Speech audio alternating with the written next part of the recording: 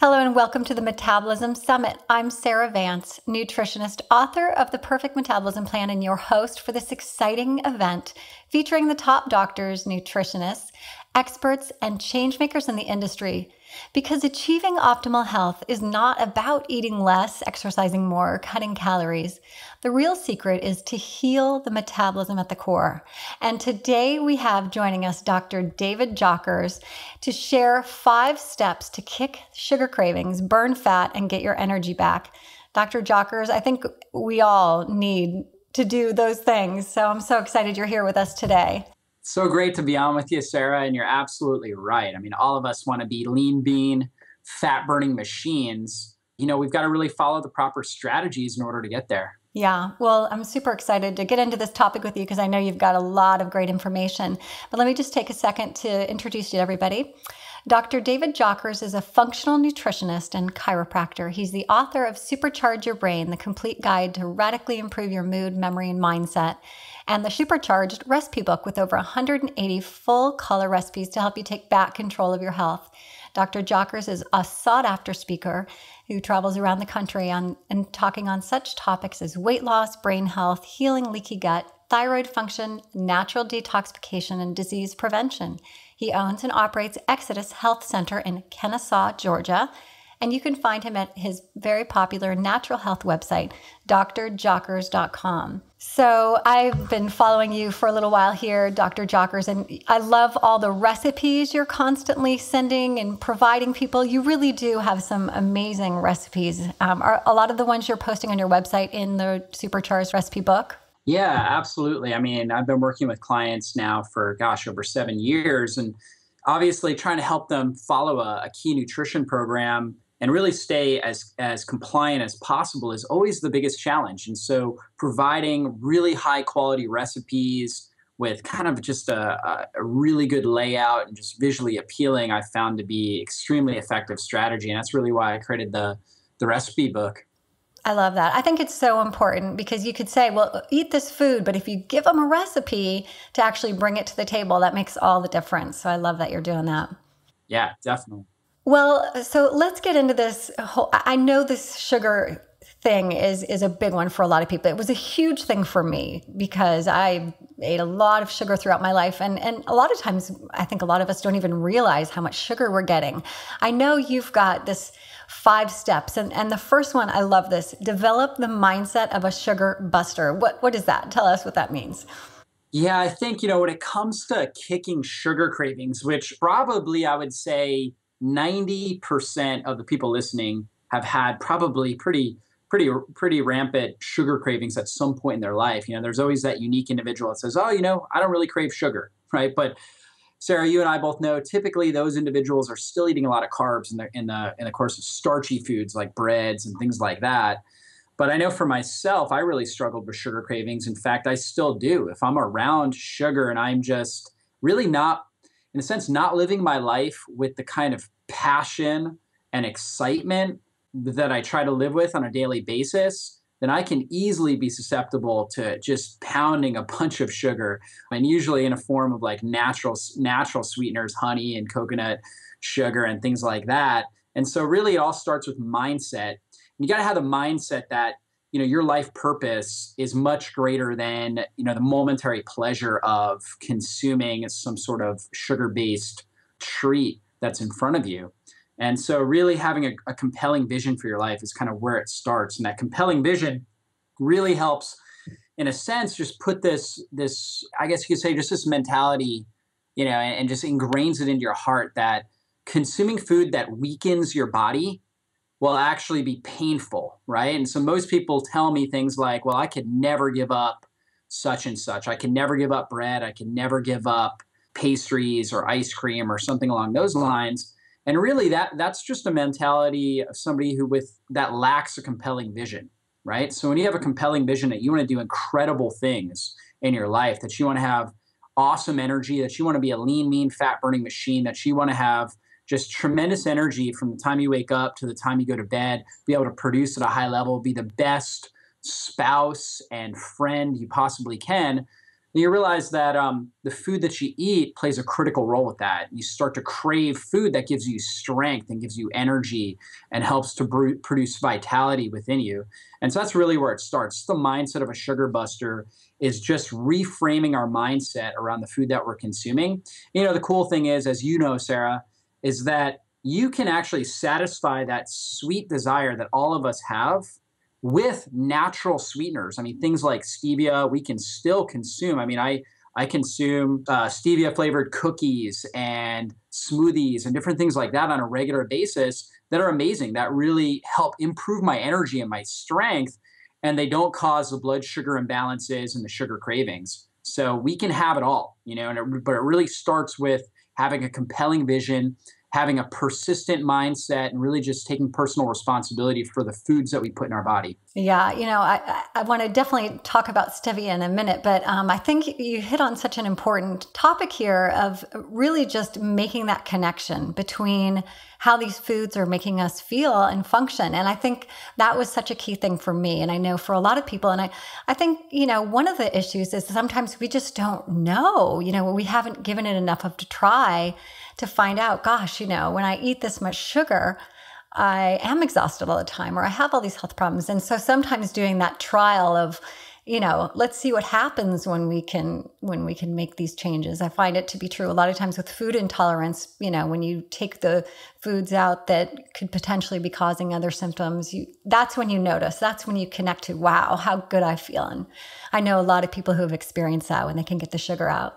Yeah, absolutely. I saw statistics that said that the average American consumes between 150 to 170 pounds of sugar a year. I mean, I weigh 160 pounds, so most people are eating me in sugar every single year. And that's actually equivalent to 14 tablespoons of sugar every single day.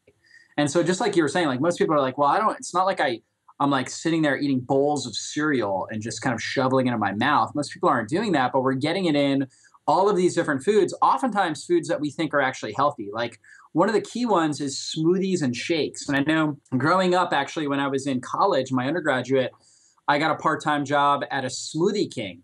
And at the time I was studying exercise science and nutrition, and Smoothie King was one of my favorite places. I thought, oh, smoothies, post-exercise and protein drinks, post-exercise drinks, energy drinks. I'm like, this place is going to be great. And what I realized is that almost every single drink added sugar. Most of the fruit was actually sugar laden. It was coming out of cans, and it had like high fructose corn syrup types of like syrup, like real syrup with it. They were adding an ingredient called turbinado in a lot of the drinks, which is basically just brown sugar. We look at the statistics. It says the average smoothie at one of these types of places, Smoothie King is just one of many different types of very popular smoothie joints.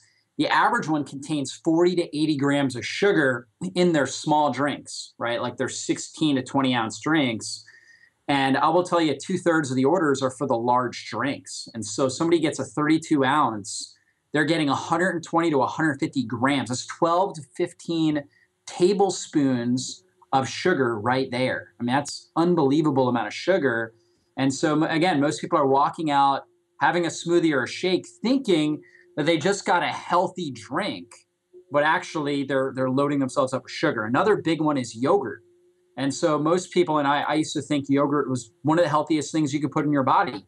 But if you look at, for example, the Dannon yogurts, that's what my parents used to get growing up. Most of those, they have the fruit on the bottom. They contain 20 to 30 grams of added sugar. Most of the time they have high fructose corn syrup in them.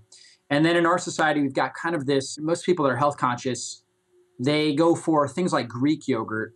But even Greek yogurt or just a plain yogurt oftentimes contains, from what I've seen, anywhere from 6 to 9 grams of sugar in a serving. And so that's still a good amount. That's about a teaspoon of sugar. And just to put that into a good context, at any given time, we should have about a teaspoon of sugar circulating in our bloodstream. And when blood sugar goes up, like we have one of these smoothies or something like that, our body secretes insulin, which is this incredible hormone that comes out, takes sugar out of the bloodstream and puts it into the cells. If the sugar stays elevated in our bloodstream, it will actually attach to different proteins and create something called an advanced glycolytic enzyme. And so we break that down, advanced A starts with the A, glycolytic starts with the G, E is the enzyme, right? AGE. So it actually promotes and accelerates the aging process in our body. And these advanced glycolytic enzymes are highly reactive and they damage key tissues in our body. They increase the production of cellulite. They increase tissue damage to our skin, so wrinkles, skin wrinkles, aging spots. A lot of times we see kind of these darkened spots on people, just signs of aging, and that's all done through the production of high amounts of advanced glycolytic enzymes. And they also destroy our arteries. They destroy different organ systems of our body. So, it's a serious issue. So we want to reduce the amount of sugar we're consuming from, everything from our whole diet, including a lot of these health foods. Another one is protein bars and superfood bars, right? And I'm sure, Sarah, going into Whole Foods, it's like they've got a mass variety of different superfood bars, greens bars, protein bars.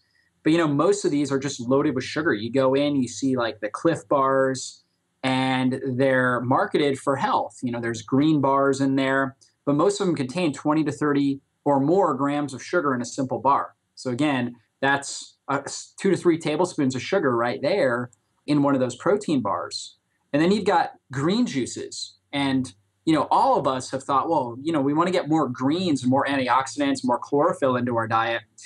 But the typical green juices that you find in the refrigerated section at a health food store, or even nowadays, because of their popularity, we're even finding them at your traditional conventional grocery stores. Things like the Odwalla green juices and things like that. Many of those, like if you look at their first ingredients, it's typically things like apple juice, pear juice, different things like that. They've got 20 to 30 grams of sugar per cup, right? So again, we're getting a lot of sugar in things that we think are healthy. You've also got dried fruit. And again, a lot of times people are going with things like trail mixes, again, thinking, well, this is a healthy snack. But you look at the trail mix and it's got dried pineapple, raisins, different things like that, oftentimes with added sugar on them. Sometimes even the nuts have added sugar, and they've just kind of put like a sugary syrup on everything and let it dry and cake in. And again, just loaded with sugar. And you look at things like craisins, which is extremely popular. It's dried cranberries, and 1/4 cup. So one serving, 29 grams of sugar right there. Again, another 3 tablespoons of sugar. So our body's got to do a lot to buffer the blood sugar. That's got to spike your insulin, which again is this key hormone that helps pull the sugar out of the bloodstream, puts it into the tissues. Unfortunately, insulin also promotes fat gain. So as long as insulin's elevated, we can't burn fat, takes us out of a fat burning state, puts us into a fat storing state, and it promotes inflammation in our body. And it's kind of the chronic inflammation that will keep us in this fat storing, sugar craving mode. So we set ourselves up for disaster when we're consuming these kinds of popular quote unquote health foods that are just really loaded with sugar. So, and, with regard to some of these things you've mentioned, like the smoothies and things like that, I know that not all of them are bad for us, right? I mean, we could make our own healthy smoothies at home. There's a lot more of the organic, healthier juice bars that are popping up around that are making healthier versions of these without all the, frozen yogurt and 1.5 cups of juice as the base. Can you talk a little bit about what you would put in a smoothie to make it healthier? Yeah, absolutely. Great point, Sarah. I mean, you can make superfood smoothies. In fact, that's one of my key recommendations is really doing a lot of liquid nutrition during the day. And one of the reasons why I'm such a big fan of liquid nutrition is because it's so easy in your digestive system. When you're consuming smoothies and shakes done properly, which we'll talk about in a second, it's easy in your digestive system. You don't need to produce a lot of hydrochloric acid, a lot of bile from your gallbladder, your liver and your gallbladder, a lot of pancreatic enzymes in order to break it down. So you use less digestive energy, which actually helps your body utilize that energy more effectively for healing and repairing. So it actually slows down the aging process as opposed to accelerating it with sugar like we talked about before. So how do we make the right types of smoothies? One of the keys, I think, is really utilizing a lot of coconut. Coconut is one of our best fat-burning foods, and it's very easy in our digestive system. A majority of the fats that are in coconut or what we call medium chain triglycerides, MCTs, which our body burns immediately for energy. So it's got things like caprylic acid, and lauric acid, which you don't need a lot of bile to break those down. So therefore, there's less production of these digestive juices that are really energy demanding on our body in order to metabolize it. And so using something like coconut milk or maybe an almond milk and adding coconut oil in there, getting a lot of good coconut fats, very key for stabilizing our blood sugar and improving our body's ability to burn fat more effectively. So coconut as a base, I like to add in some berries. Now, not a lot. Typically, my recipes will look at more like a quarter cup of berries, again, to keep the sugar load down. And then you want to use good high quality protein powders. So if you can handle dairy well, a grass-fed, non-denatured whey protein can be excellent. Whey protein is the best source of branched chain amino acids, which help promote the formation of lean body tissue. So the formation of muscle tissue. And obviously the more, in a sense, the more developed our muscle tissue is, the better our metabolism is going to be, the better we're going to be able to burn fat. So a lot of leucine, valine, isoleucine that are in these branched chain amino acids that are in the whey protein, making it very powerful. Whey protein also helps boost glutathione, which helps our body cleanse and detoxify. So that's my number one protein source if somebody can metabolize dairy. Now, a lot of people have immune reactivity to dairy. So then I am a big fan of pea protein. Pea protein does not have the same level of branched chain amino acids as whey protein, but it's a powerful prebiotic. And what that means is it helps feed good bacteria within your gut. And when you feed the right type of bacteria, those bacteria help promote fat-burning characteristics in your body. So very powerful. Pea protein is one of the best things for regulating your microbiome and helping you produce the right type of bacteria, again, for fat burning. Also, pea protein it's actually, especially when it's combined with just a tiny bit of like brown rice protein, it's a complete protein source. So you do get all your essential amino acids, a very, very good effect on lean body tissue as well. So pea protein, another good one is hemp protein. So hemp protein is a complete protein source as well. It's really the only vegetarian complete protein source that has more of a balanced amino acid ratio. So hemp protein is another great source of protein powder. So you can put that in. And then I'm a fan of just making sure you have enough fat in your smoothie. So like adding things like avocado will really thicken it up and make it more like a pudding.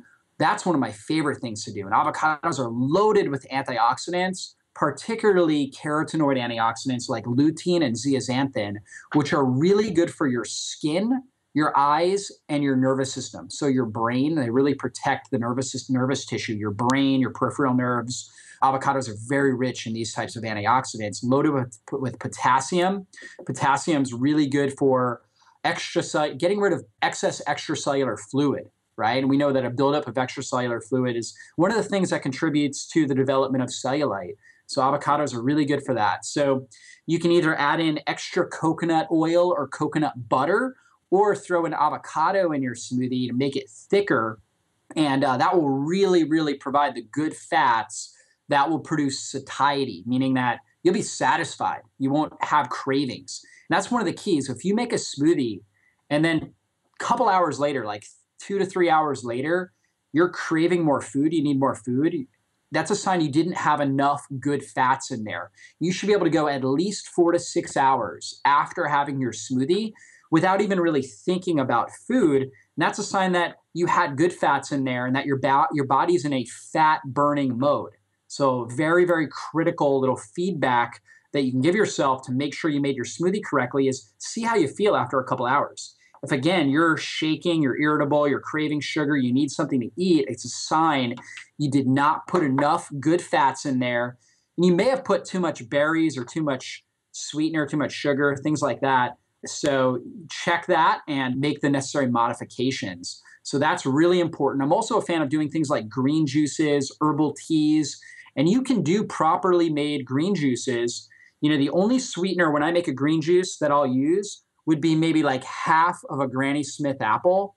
Granny Smith apples are low glycemic, so they're low in sugar. They also have natural anti-carcinogenic, so natural cancer-killing agents, something called prosidin, this phytonutrient in there that actually helps to, in a sense, stimulate cancer cell death, right? A process called apoptosis within the abnormal cells that are developing really in all of our bodies. So Granny Smith apple is great. I try to use a half at a time. Like, let's say if I were to make like an 8-ounce green juice, I'd want to use probably a half of a Granny Smith apple, no more than that. If I was going to make 16 ounces, I use a whole Granny Smith apple. I always throw things like lemons and limes in there, lots of green veggies, things like cucumbers, celery, bok choy. These are amazing for producing juice. When you put it in the juicer, they actually produce the juice, as opposed to things like spinach and kale and collard greens, which don't produce much juice, but they really help concentrate your juice with chlorophyll and antioxidants. So they are good additions, but you need the juice producers. That's going to be things like lemons and limes, cucumbers, celery, bok choy. So drinking green juices, doing super smoothies throughout the day, really great strategy for improving your energy and helping you burn fat and kick the sugar cravings. Yeah. One of the things I like to do with juicing is also have a little source of fat with that too, because that's going to help with the absorb the fat soluble vitamins and keep you from, going up and down on the blood sugar roller coaster. Yeah, great idea. Absolutely. Things like avocado, coconut oil, stuff like that. You're right. Those good fats help your body to absorb the fat soluble vitamins, things like the carotenoids we talked about, lutein, zeaxanthin, vitamin D that could be in there, vitamin E, vitamin K. So, we definitely want to make sure we've got good fats mixed in. Yeah. I think that's one of the big reasons why so many of us have gotten on this sugar roller coaster is because of this whole low fat era. Don't you agree that for so many years we've just been taught that fat was bad for us, and so we've been avoiding it, and that's actually one of the keys to keeping our blood sugar level? Yeah, we were told wrong. They say, in a sense, it's like it takes us some time sometimes to relearn. In fact, great quote is, the illiterate of the 21st century are not those who can't read or write, but those who can't learn, unlearn, and relearn. Right? So really all of us in the 80s and 90s, we were taught that fat makes you fat. But now we're realizing that science has really proven that good fats, the things we were talking about, avocados, olives and olive oil, butter from grass-fed cows, healthy grass-fed pasture-raised animal products, coconut oil, these things actually help us burn fat.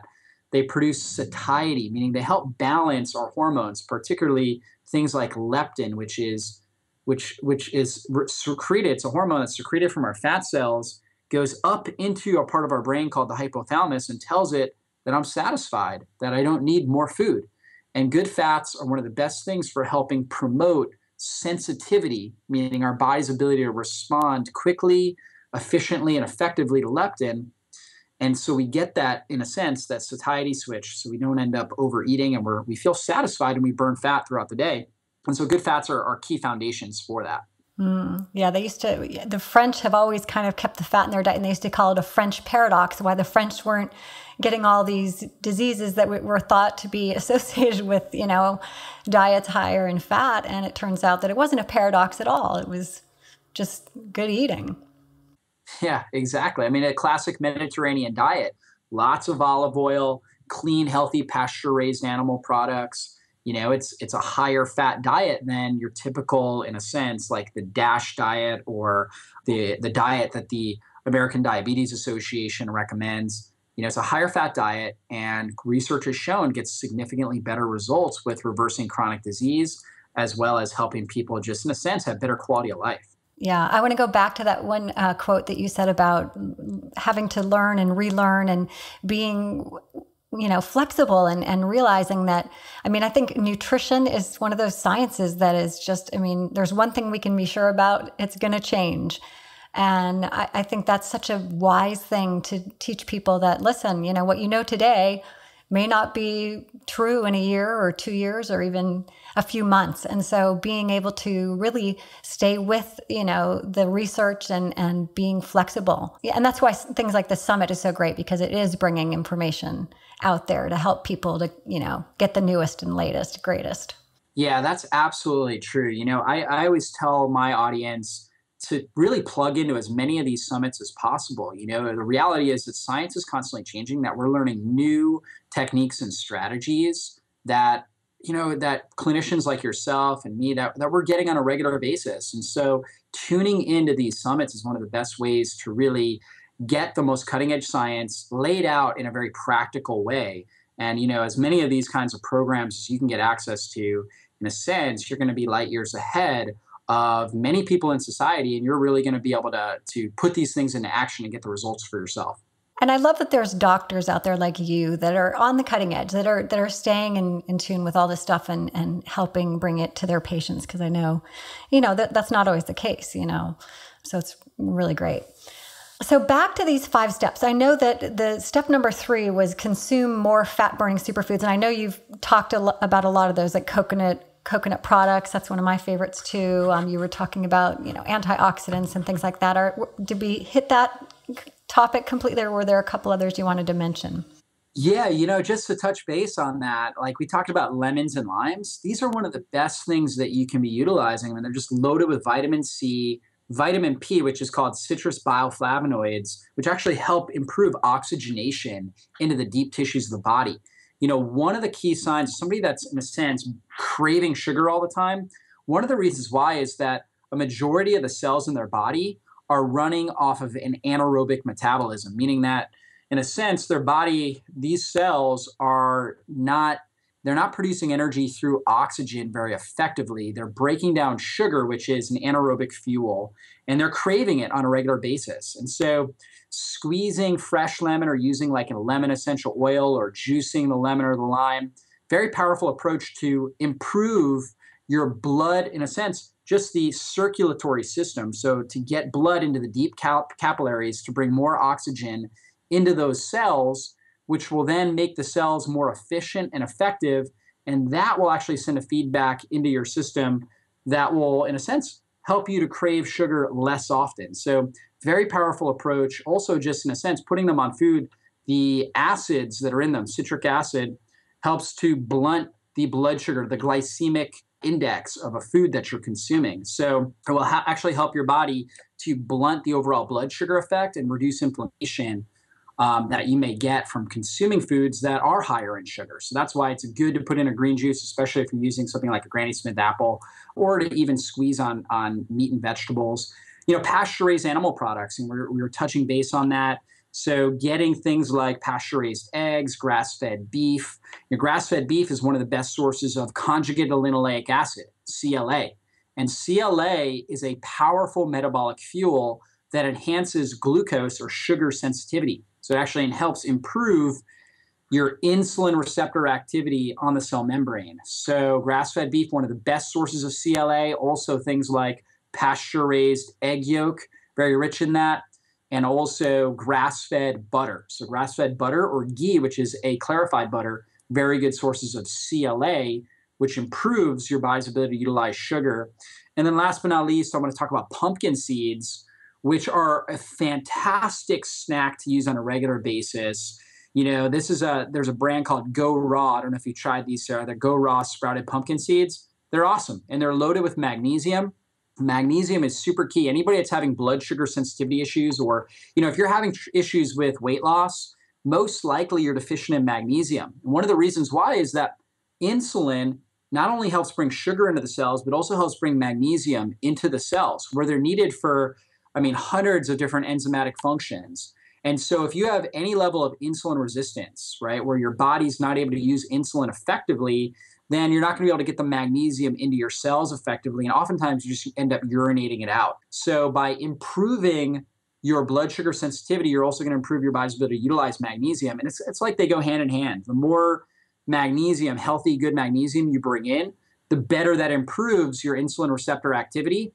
And then at the same time, the better your insulin receptor activity, the better your body's able to utilize magnesium. And it's a positive feedback cycle, meaning that you're just going to get better and better cellular activity when you do that. So pumpkin seeds are really rich in magnesium, B vitamins, tons of zinc in there.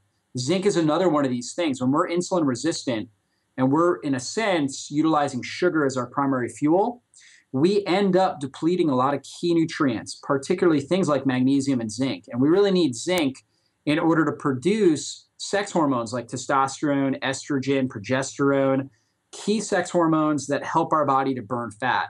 So if we have inadequate zinc levels, we're not going to be able to burn fat effectively. So pumpkin seeds, one of the best food sources of zinc, also rich in things like chlorophyll, small chain omega-3s, lots of good fiber to help feed the right type of bacteria that help promote fat burning within our system. So, munching on some pumpkin seeds on a regular basis, great strategy. Yeah, the other thing that's great about pumpkin seeds is it's a natural anti-parasitic. So yes, you're kind of keeping the bugs away too if you can snack on those pretty regularly. Absolutely. Great point. Love those suggestions, Dr. Jockers, all really good. And I agree that magnesium thing is a big one because I find that most people are not getting enough magnesium, and you can get the leafy greens is another good source, right? Yes, leafy greens are an excellent source. If you can handle chocolate, raw chocolate is actually the best source of magnesium. So if you don't have an immune intolerance to it, or an oxalate issue with digesting oxalates, then raw chocolate can be absolutely amazing source of magnesium as well. Yeah, I love that. Love using like the cacao powder in the smoothies and that kind of thing. Yes. Good. That's right. Well, these are all great suggestions. Love all these actionable things that people can be doing. Now, another one of the steps is you say proper food and meal preparation. What do you mean by that? Yeah, well, I call it the 3 Ps to nutritional success. We could talk all day about the best foods. We could talk about how to make smoothies and green juices, but, we really need a war plan in order to put it into action. The reality is if we fail to plan, then we're planning to fail. And so we've got to have a good plan to put it into action.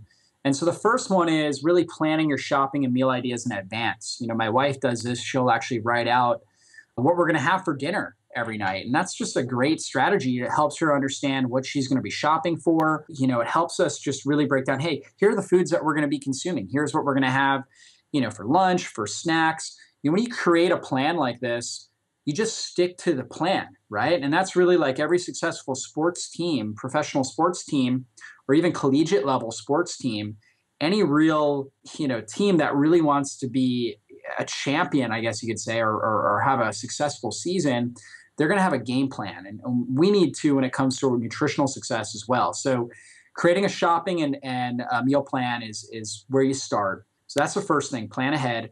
Then you prepare your meals and snacks in advance. A lot of the clients that we work with, they're busy people, and oftentimes they need to plan in advance. So sometimes just having, taking a couple hours on like a Sunday afternoon and preparing several meals in advance can be really, really effective. Just in a sense, just getting ahead really takes the stress off of you, and it allows you to be, in a sense, not at you're not at the whim of your everyday environment, right? So if you go out and you haven't prepared your meals in advance, you don't really have a plan, then you're going to be subject to whatever temptations come across your way.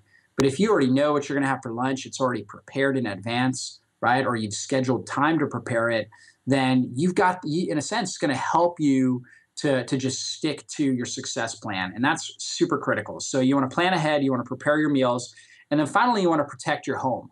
Right? So we know, again, the moment we walk out of our house, we're subject to a multitude of different temptations.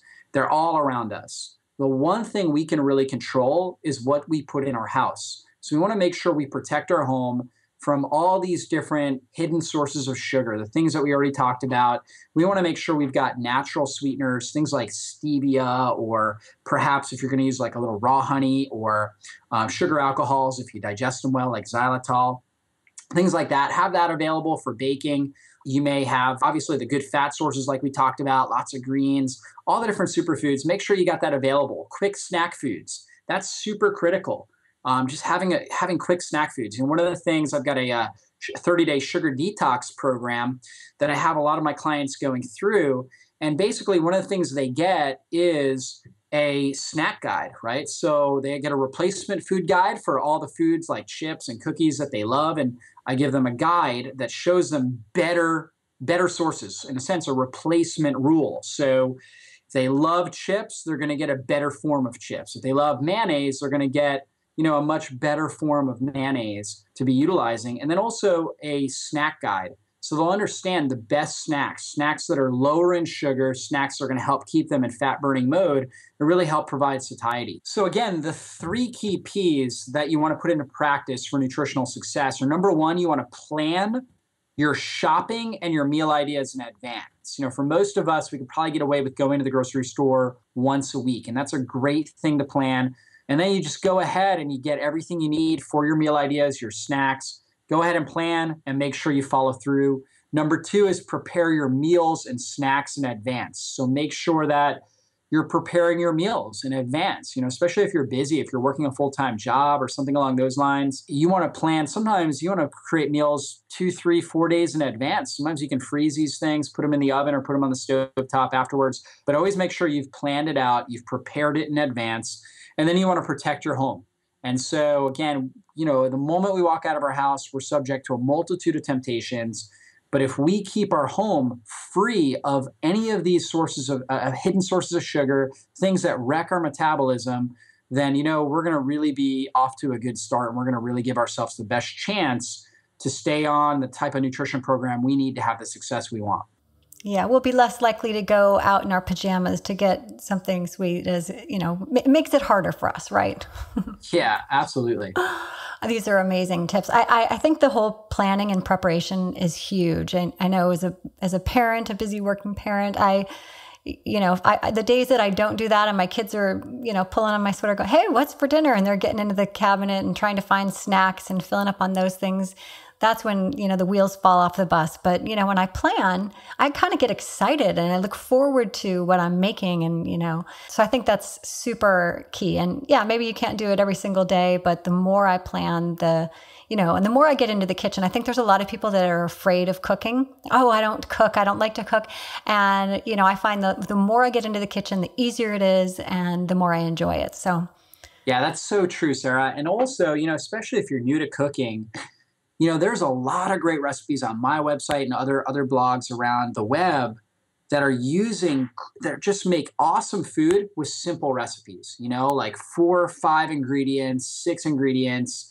Most of us get a little overwhelmed when we see the recipe with 25 ingredients. So start small. Start with, ingredient lists where it's like 4 or 5 things, maybe 5 action steps, 5 directions, stuff like that. Stuff that's simple and easy that you can make in 15 to 20 minutes, and that will start helping boost momentum. You'll start to realize, hey, I can actually do this. I can have success with this. These foods taste good. They're not that overwhelming to make. And that may launch you into, trying more advanced recipes in the future. Or even if it doesn't, you'll at least have, in a sense, kind of like, you'll have your arsenal. You'll have your go-tos, your go-to recipes that are going to work for you. They taste good. You enjoy them. And they're simple and easy to make.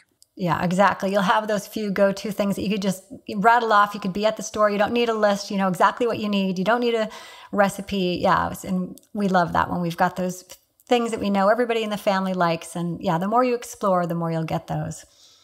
Yeah. So then the last thing is some advanced blood sugar stabilizing strategies. I'm excited to hear these. Yeah, so these are really key, and they're simple, easy things that anybody can do immediately. And we talked about using lemon, and lime, in a sense, is just as good as lemon. But I like to squeeze that on, like, for example, let's say you make a dinner where you do chicken breast. Let's say you do chicken breast with a bunch of steamed veggies like Brussels sprouts and broccoli and different things like that. And perhaps, let's say, you're consuming a little bit more carbs and you want a sweet potato or something along those lines. What I recommend is squeezing lemon on your veggies and on your meat.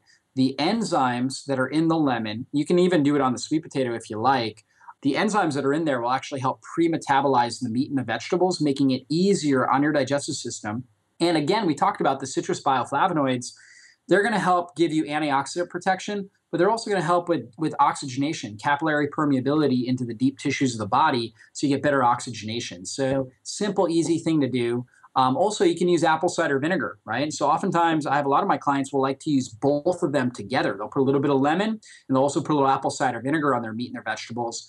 We know that the acetic acid that's in apple cider vinegar, it's the main acid.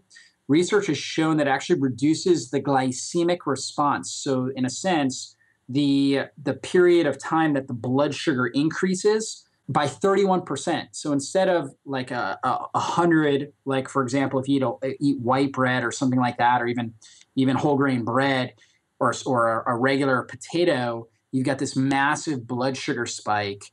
It will drop it from 100, it'll drop it down 31%, down to something like 69. So, that's a huge response. The lower that we're able to drop the glycemic index, the less inflammatory activity our body's going to produce. So very, very powerful. And apple cider vinegar is also loaded with enzymes that, again, enhance the digestive process. So very key. Fermented foods. So this could be things like adding some kimchi or some sauerkraut to your meal can also help with this. There's good acids that do the same thing. Again, lower the glycemic response in your system.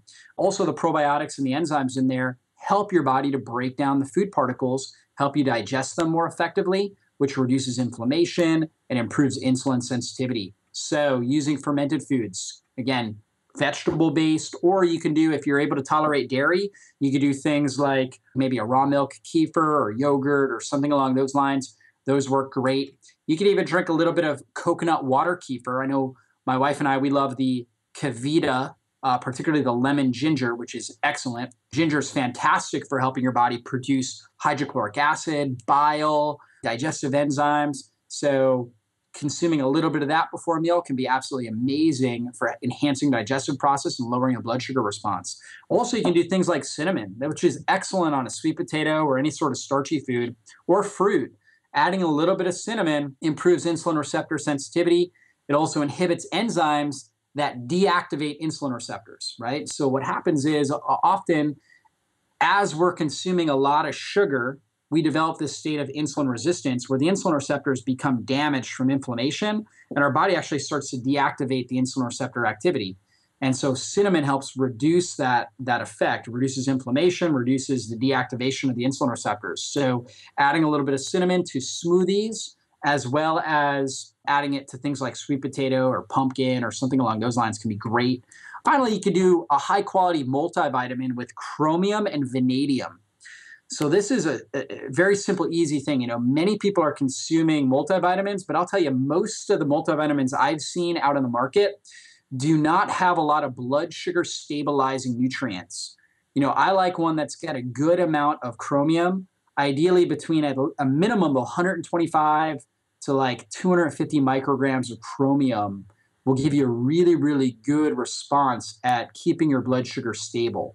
So my wife and I, I've got a product called High Energy Support. And if I'm going to have a dessert, then I always take 2 capsules of this. It gives me 250 micrograms of chromium. It also gives me a good amount of vanadium, about 700 micrograms of vanadium. And that's really, really key for stabilizing blood sugar. So again, what we notice is that we feel less inflamed, we feel more mentally alert, even after we're consuming something that has a little bit more sugar in it. So fantastic strategy to utilize. And, typically I put all 5 of these into action. I use them on a regular basis, even though most of my diet is mostly made up of, it's mostly lower carb. I usually am consuming somewhere around 40 to 50 grams of carbohydrates a day on a regular basis. I will tell you that probably once or twice a week, I have a little bit higher carb day and I utilize these strategies, put them into effect. And I notice that my blood sugar stays real stable. Okay. I also produce things like ketones, which are an alternative fuel source to sugar. And I feel very mentally alert, as opposed to what happened in the past when I was younger. When I'd have a lot of sugar, it was like, gosh, I would just tank. I'd need a nap. My mind would be all over the place. I couldn't concentrate. I couldn't maintain muscle mass because my body would go into a catabolic mode and break down lean body tissue. And I'd have all these negative effects of poor blood sugar stabilization. Now, utilizing these strategies, I feel great, mentally alert, high energy, and just, really feel like I can do all the things I need to do, even when I consume a little bit more sugar. So you touched on, those are all great. Thank you for all those strategies. They're amazing. You touched on ketogenic. I'd love to, I read a really great article that you wrote about who that's for and who it may not be good for. Could you talk just a little bit about that? Yeah. So ketogenic diet, I know some of your other presenters talked more about that, but it's really a diet that is high in good fats, kind of like we're talking about here, low in carbohydrates. And what happens is your body starts to, instead of using sugar as its primary energy source, starts to use fats, or basically what your liver converts into a molecule called ketones for energy. And the ketones are a preferred fuel source for your brain. Like when you're in what we call keto adapted, or in a sense, your body's in ketosis, your brain feels extremely mentally alert. You don't crave food and sugar. You can go long periods of time without meals and your energy stays very, very stable.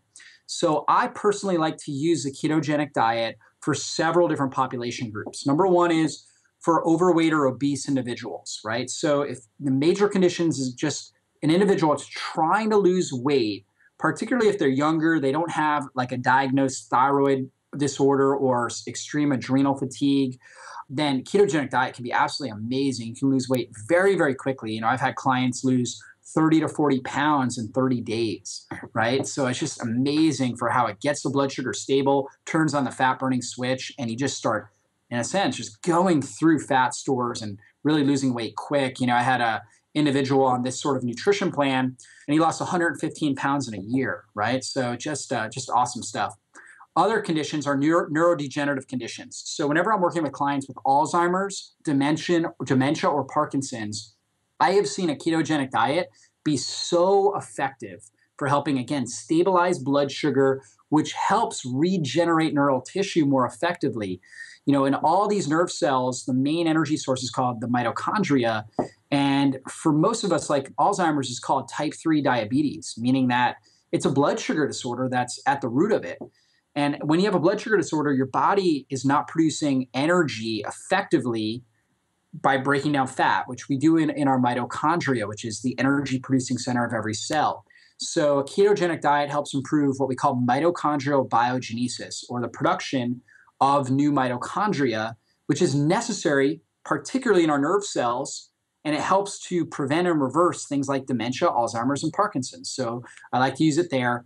I use it for many different forms of cancer. I work with a lot of cancer clients. I have a whole online cancer cleanse program, and I use a ketogenic diet as one of the foundational things for different forms of cancer, particularly cancers of the brain, nervous system, and the blood, things like leukemia. That's where I find it to be the most effective.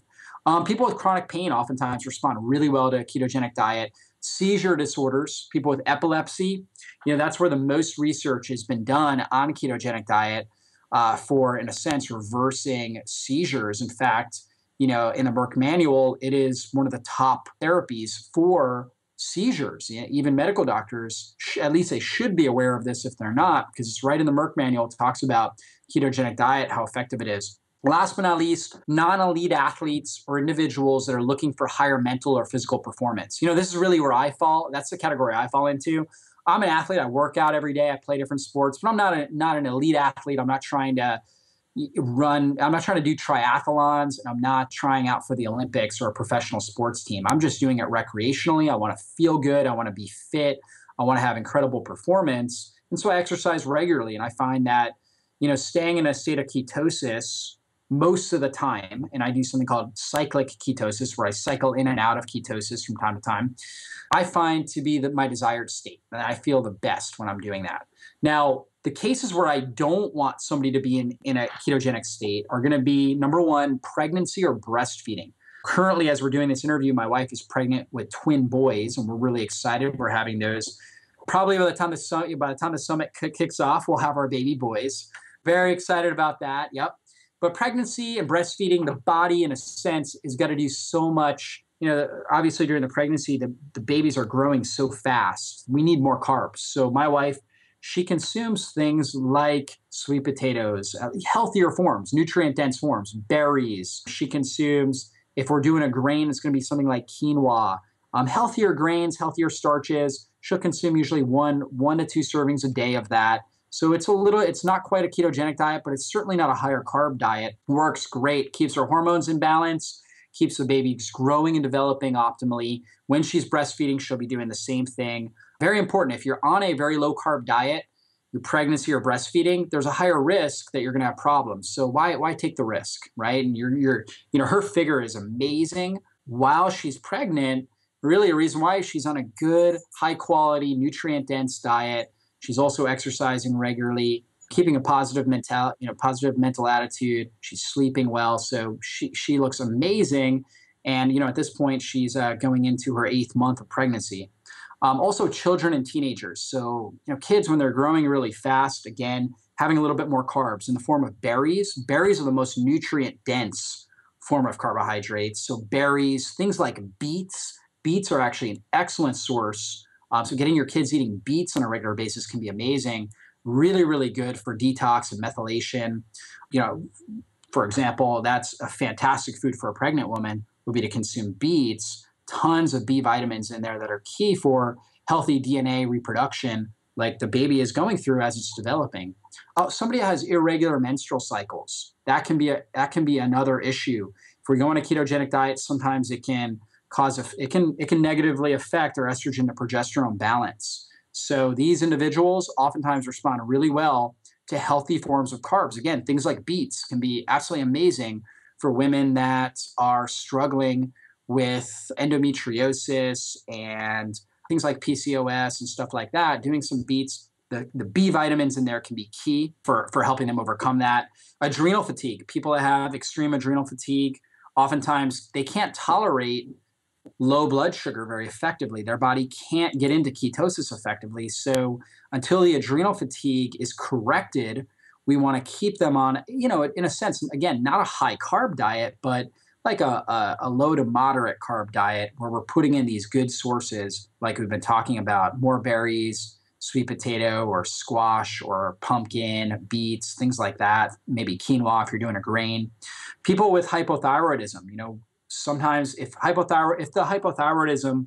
one of the causative factors is adrenal fatigue, then they're going to have a lot of problems on a ketogenic diet. So cycling in those carbs, and typically the best time of day for those carbs is actually in the evening. That's a key thing to note as well. We've always been taught to have carbs in the morning so we can burn them. However, research has shown that actually backloading your carbs, having them more in the evening, is actually a better time because it will help stabilize cortisol, which is a stress hormone that comes out and elevates blood sugar. So you want low cortisol in the evening because that will help you sleep more effectively. So I usually, like with my wife, tell her to have the carbs in the evening, have some sort of starchy food or beets, like a beet juice or something along those lines, or berries in like a little dessert in the evening. And that's a lot more effective for getting the carbs in, a lot more effective for people with adrenal fatigue, thyroid function, people that struggle with insomnia. That's what you want to do. And then finally, high-level athletes, right? People that are, performing at a really high level. It can be tough to get into a keto-adapted state and continue to perform at that level. Now, there are many athletes that do it. In fact, I had heard that LeBron James was following a lower carb diet. He was staying in ketosis for a period of time and seeing great effects of it. I have a good friend of mine who's a triathlete, and he is following a ketogenic diet and seeing great results with it. But in general, I don't recommend, unless you're working with a coach or you've really studied in detail, I don't recommend to high-level athletes to be on a ketogenic diet. Better to utilize, again, good, healthy forms of carbs, the things we've been talking about, things like berries, beets, one of my favorite, carrots, another really good one I didn't recommend, but carrots are awesome. Great prebiotic fibers in there, a lot of beta carotene, very good for stimulating bowel movements. Sweet potatoes, pumpkin, raw honey. You might want to use some raw, particularly local honey, which has got bee pollen, which is loaded with propolis, which is very rich in a sense, nutrients that help your immune system. So it helps your immune system adapt to the seasons. So raw honey can be great. Grade B maple syrup or coconut nectar, maybe a little bit of that in some recipes. Quinoa, which is fantastic. Things like unripe bananas or plantains, which are, again, loaded with high-quality prebiotics, can be very effective. And then brown or white rice. So brown rice has more nutrient density than white rice, but white rice has actually been shown to be a better prebiotic than brown rice, so better for your microbiome. So those are really your best source of carbs to add in if you fall into any of those categories. I always recommend small amounts, not like a gigantic bowl of rice, but in a sense like maybe a quarter cup of rice, something along those lines. And then utilizing the strategies we talked about. We talked about using the lemon lime, apple cider vinegar, putting that on quinoa. If I'm doing rice, I like to make it into an orange rice where I'll put a little bit of apple cider vinegar on there. That, again, lowers the glycemic load. I'll load it up with turmeric, which is a very powerful anti-inflammatory agent. So I put the turmeric in there, a little bit of black pepper, some Mediterranean herbs on there, put some olive oil on it, and then I consume it like that. And now it's, in a sense, a great carrier for the good fats in the olive oil, for the curcuminoid antioxidants that are in the turmeric, right? Tastes good. The apple cider vinegar actually makes it taste amazing. It's got kind of like this incredible mild sweetness to it that's awesome. So if you're doing quinoa or brown rice, I would definitely recommend doing something along those lines to reduce the glycemic impact and to get the most out of those carbohydrates, to get the most antioxidants while you're consuming those. So that's how you want to put it into action. I love that. That's a great suggestion to think about carbs as being kind of a vehicle for getting other nutrients in there. I love that idea. Yeah. And I think it's such an important point that you touched on about the timing of the carbs, because it's kind of counterintuitive to think about having it in the evening, but that whole idea of getting the cortisol, the carbs help to bring the cortisol levels down, which are your stress hormones, and to help you settle down to sleep. So I think that's key. Yeah, so key. I mean, we could talk all day about this, can't we, Sarah? I know.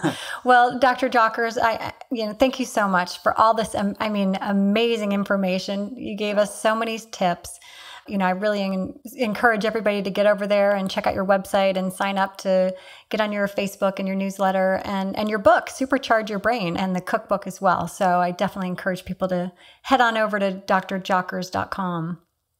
And thank you so much, Dr. Jockers. Thank you, Sarah. You're doing a great work with this online summit. And I know so many people are going to get incredible value, and a lot of lives are going to be transformed. So really thankful that you're putting on a program like this. Well, thank you again for you being a part of it, and to everyone for joining us today for the Metabolism Summit.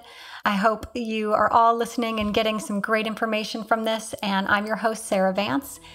And this information is designed to help support you in your journey to reclaim your metabolic energy and vitality.